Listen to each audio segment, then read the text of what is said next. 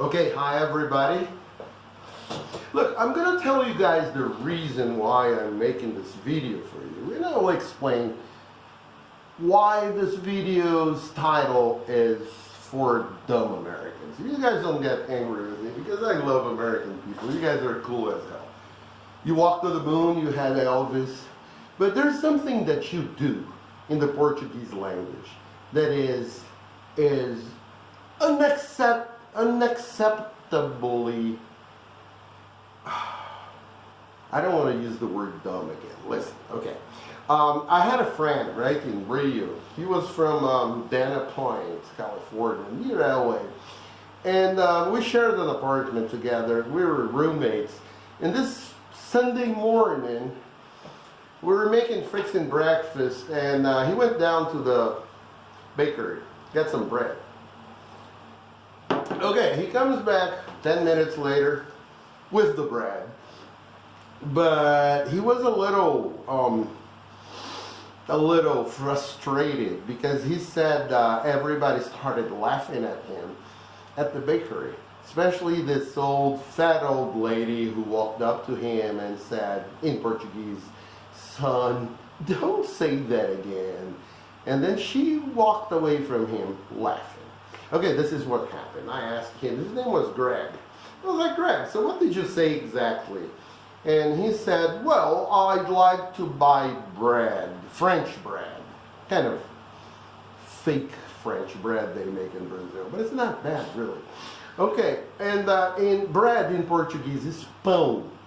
It's a nasal sound, as you can see here, this syllable, "oh." Now, 99.9% of all Americans and other English speakers who live in Brazil and Portugal cannot pronounce this "oh." Now, let me get to why this is dumb. And I'm going to solve this problem for you guys forever, okay? It is dumb. Not because it's a strange sound from a foreign language. It is dumb because it's a sound that exists in English. And here's the proof. Now, you guys just listen to this. If you go to a Brazilian or Portuguese first grade class, a bunch of kids, 6-year-olds, right? And you ask them how you would write, how would you spell the word pound. I can assure you that most of them would write like this. P-A-O with a tilde. This accent mark is called a tilde. And D. Why? Because this sound is exactly the same of the English sound. Now there is a difference. English spelling is different. So instead of using accent marks, you use a letter. The letter is N. This letter nasalizes the vowels, but the nasalization begins from the P. You don't read until N to go like, "Oh, there's an N, so this must be a nasal sound," and you go back to the vowels. No, your brain takes a snapshot of the word, so you already know this is "oh," pound. So how do you say the word for bread in Portuguese? Pão. First, you get rid of the D. And you go like, "Oh, wait a minute, then it's pound." No, you get rid of the N as well. But you don't get rid of the nasal sound over the vowel diphthong. You get me? So when you say the N, let's say you say pound, without the D, but you're still saying the N.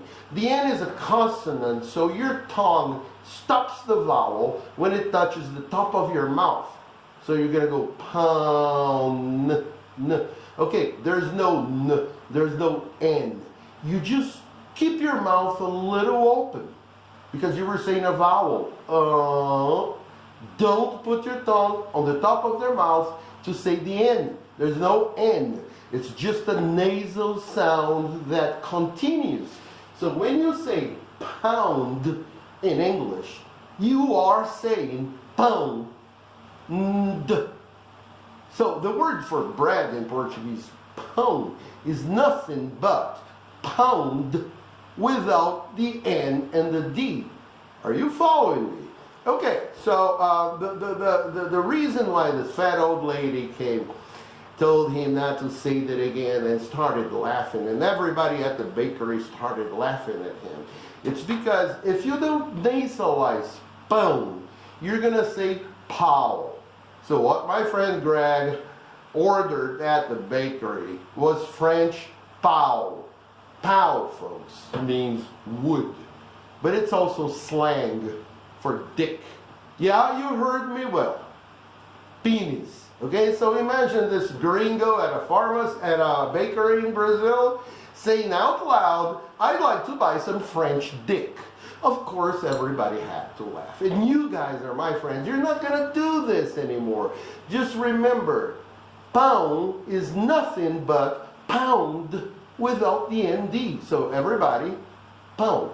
Okay. It doesn't stop there. Of course, this is the funny one because pão means something kind of vulgar and funny.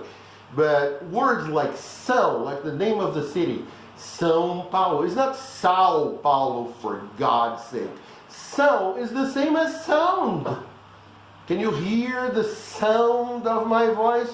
When you say sound, you are saying São plus ND. So you just stop the word before you say the N and the D. So instead of sound, you just say São.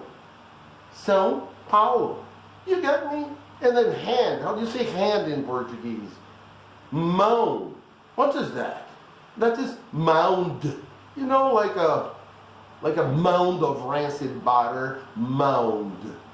Without the ND is mão. Are you following me? There are literally hundreds of words in Portuguese that end in this nasal diphthong. If you don't know what diphthong is, that means two vowels together.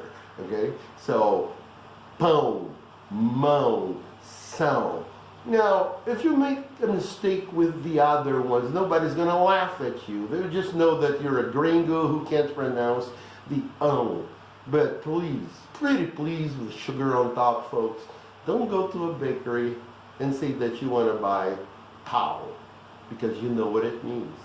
Okay? So forgive me for the dumb Americans.